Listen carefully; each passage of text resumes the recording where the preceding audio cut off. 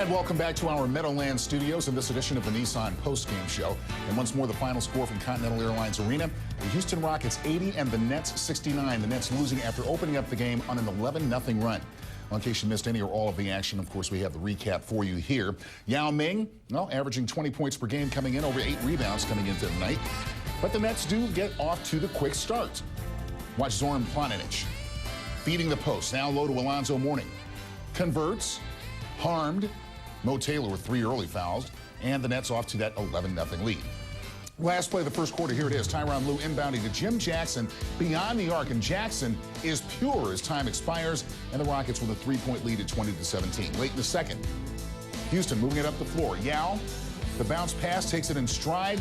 Oh, man, that left elbow's killing it. He hurt that thing in the preseason.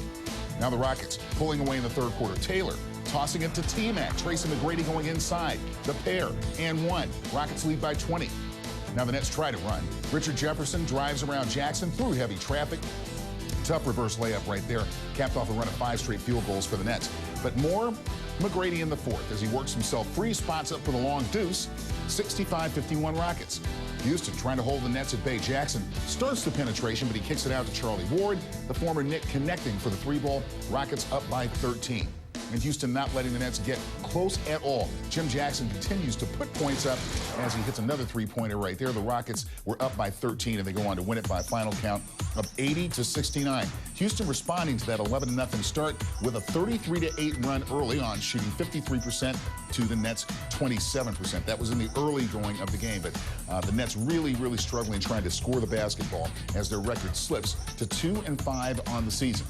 Tracy McGrady with 14 points on 6 of 15 shooting with 4 assists. But here's a look at Tracy McGrady, who can do a lot of damage. He missed the 2 games previous to this with a sore hip.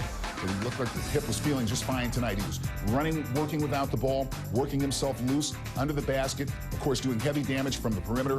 So he was doing a terrific job. And there you see the numbers there on Tracy McGrady, 6 for 15.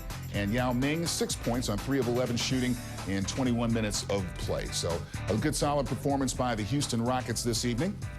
And the Houston Rockets getting the win tonight. You know, shaking off the slow start, and that's been a problem for them in the early going this season, that according to their coach, Jeff Van Gundy. But they get the job done, and they could thank, in large part, to my guest in the studio right now, and that is Jim Jackson.